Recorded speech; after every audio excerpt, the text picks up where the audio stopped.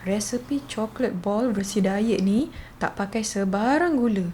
Ada 4 je bahan yang mudah, sedap sangat dan sesuai yang nak berdiet. Okey, mula-mula sekali kita nak panaskan kita punya pan dulu.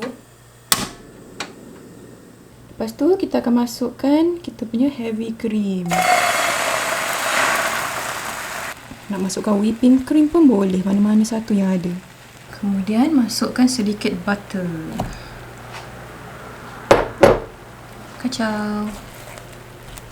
Okey, lepas mentega kita pun dah cair, kita masukkan kita punya pemanis alternatif. Ellie pakai yang jenis halus punya. Kalau tak ada, nak pakai yang jenis biasa tu pun okey je. Cuma bila yang pakai jenis halus ni, dia macam cepat sikit untuk melt lah. Lepas dia dah macam cair elok kan, dah tak nampak gula-gula apa semua tu. Gula pula, pemanis. Masukkan secubit garam untuk sedikit rasa. Dan masukkan serbuk koko. Kacau. Kalau korang nak pakai macam coklat bar, coklat-coklat tu kan, boleh je. Tapi selalunya yang sugar free susah sikit nak cari. Sebab tu Ellie pakai serbuk coklat je lah. Senang korang nak cari nanti. Masaknya tak lama. Tapi yang penting dia punya api dia tu jangan kuat sangat. Sebab tak pasal-pasal nanti hangit. Oh panas, ya Allah, kena. Macam ni, dia dah start likat dah ni. Dah tak lama dah tu. Sekarang ni kita nak masukkan dekat dalam bekas. Okey, boleh tutup api dah. Nampak tu? Okey. Sekarang ni kita akan masukkan dekat dalam bekas. Bekas ni, kita kena lapik lah. Supaya dia tak adalah melekat nanti. Tambah pula kalau kata yang pakai bukan gula ni, pakai alternatif sweetener ni, memanglah elok berlapik. Jom kita ratakan dia. Okey, dah cukup rata dah tu. Nampak tu? Okey, so sekarang ni kita akan masukkan dekat dalam peti ais selama 1 jam.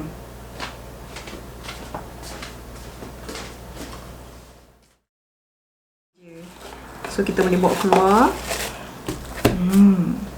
Dan kita boleh, sekejap. Kita kena letakkan sedikit serbuk koko supaya tak melekat. So sekarang kita boleh umpilkan plastik ni dan potong dia. Letakkan serbuk koko dekat belah atas ni pula. Tadi kita letak kat bawah kan? Ni kita buat sebelah lagi supaya dia tak melekat. Senang sikit kerja kita, Kang. Lepas tu kita potong macam biasa. Agak-agak je. Oh, melekat. Tak letak serbuk pun melekat. Bayangkan kalau tak letak serbuk. Tak sama rata pun tak apa. Sebab bila kita bulatkan nanti, nanti semua sebiji je bulatnya. Okay? So, kita ambil satu ni. Dan kita bulatkan. Senang je. Nampak? Selesai satu. So, kita buat yang lain pula, okay?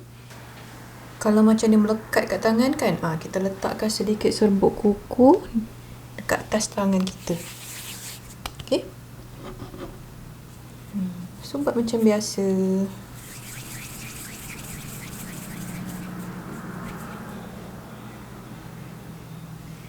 Yang versi diet ni kan, dia lagi lembut daripada Milo ball yang Ellie buat minggu lepas tu. Lembut tu bagus lah. Tapi pada masa yang sama, dia senang cair. So, korang kena buat cepat-cepat. Lepas tu kena masuk balik dalam peti ais. Actually kan, kalau nak makan macam ni pun boleh dah. Okay, fokus. Okay, bulatkan. Kalau korang suka coklat-coklat yang pahit sikit tu, memang sesuai lah resepi ni untuk korang. Macam Milo ball tu dia macam manis sikit. Okay, so bila dah selesai ni, letakkan sedikit lagi serbuk koko kita. Rapatkan sikit. Kita golekkan dia supaya dia tak melekat. Dah siap dah. Senang je kan? Comot dah tangan aku. Kalau nampak macam dia ada crack macam ni kan, korang ulilah lagi. Tapi sebenarnya okey je lah. Nak halus mulus sangat buat apa? Nanti masuk dalam perut kenyang juga kan? Nak rasa lah satu. Kita rasa dulu sebelum masuk peti ais je. Nampak tu? Sedap.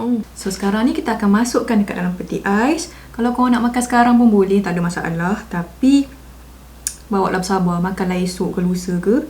Bagi dia betul-betul set dekat dalam peti ais. So harap nanti korang boleh cuba resepi coklat ball bersih daya ni ataupun Milo ball yang kita dah buat minggu lepas.